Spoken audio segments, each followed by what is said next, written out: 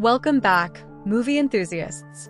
Before we begin our deep dive into today's animated feature, don't forget to smash that like button and subscribe to our channel for more in-depth reviews of classic and lesser-known animated films.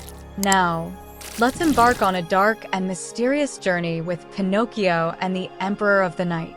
Released in 1987, Pinocchio and the Emperor of the Night is an American animated film that serves as an unofficial sequel to the beloved tale of Pinocchio.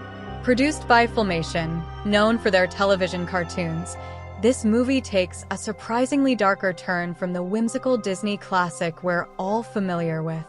The story begins 1 year after Pinocchio's transformation into a real boy.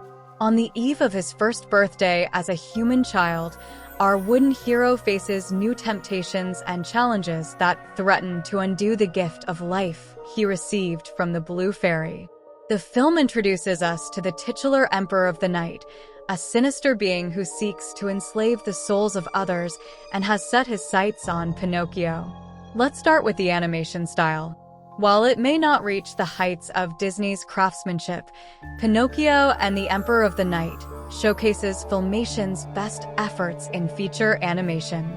The character designs are distinct, with Pinocchio retaining much of his classic look while introducing new characters that fit well within this expanded universe. The Emperor of the Night, in particular, is a visually striking villain, with his ethereal, shadow-like appearance adding to the film's eerie atmosphere. The backgrounds deserve special mention. From the quaint village where Pinocchio lives with Geppetto to the nightmarish carnival that serves as the Emperor's domain, the settings are rich in detail and effectively convey the story's shift from light to darkness. The animators have done an admirable job in creating a world that feels both familiar and unsettling. One of the film's strongest aspects is its willingness to explore darker themes. Unlike many children's animations of the time, Pinocchio and the Emperor of the Night doesn't shy away from frightening imagery and complex concepts. The idea of losing one's soul, the temptation of power, and the consequences of breaking promises are all central to the plot. This darker tone sets it apart from other Pinocchio adaptations and may appeal to viewers looking for a more mature take on the character. The plot itself is engaging, if somewhat convoluted at times. Pinocchio's journey takes him from his home to a traveling circus, and eventually to the Emperor's supernatural realm. Along the way, he encounters new friends and foes, each testing his resolve and challenging his understanding of what it means to be real. The pacing is generally good, with enough action and plot twists to keep viewers invested, though some younger audiences might find certain sequences frightening. Character-wise, Pinocchio retains much of his naivety and curiosity, which makes sense given that he's only been a real boy for a year. His struggle with temptation and his desire to prove himself add depth to his character. Geppetto plays a smaller role in this story, but his love for Pinocchio remains a driving force for our protagonist. New characters include Puppetino, the Emperor's henchman, whose ability to turn children back into puppets provides some of the film's most unsettling moments. There's also Jawillicas, a good-natured sailor puppet who becomes Pinocchio's ally, adding some much-needed comic relief to the darker portions of the story.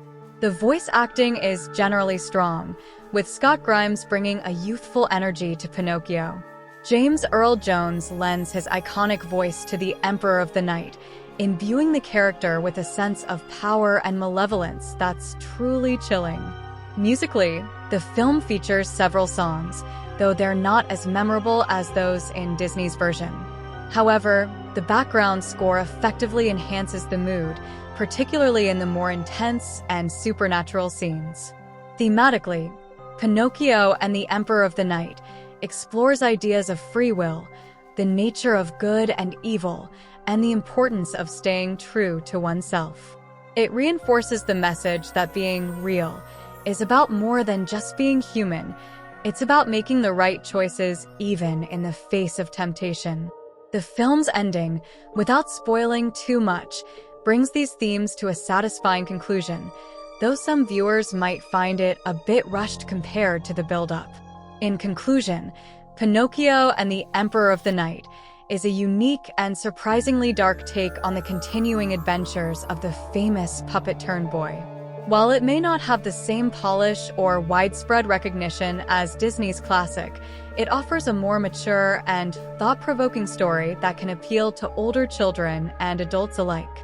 Its willingness to delve into darker territory sets it apart from many animated films of its era, making it a fascinating watch for those interested in the evolution of animated storytelling. This film might not be for everyone. Its intense scenes and complex themes might be too much for very young viewers. However, for those who enjoyed the original Pinocchio story and are curious to see a different interpretation, or for animation enthusiasts interested in non-Disney animated features from the 1980s, Pinocchio and the Emperor of the Night offers a compelling and unique viewing experience. And that concludes our in-depth look at Pinocchio and the Emperor of the Night. We hope this review has piqued your interest in this lesser-known animated gem. If you enjoyed this analysis, please don't forget to like the video and subscribe to our channel for more reviews of both famous and obscure animated films. Let us know in the comments what other animated movies from this era you'd like us to cover next. Thanks for watching, and we'll see you in our next animated adventure.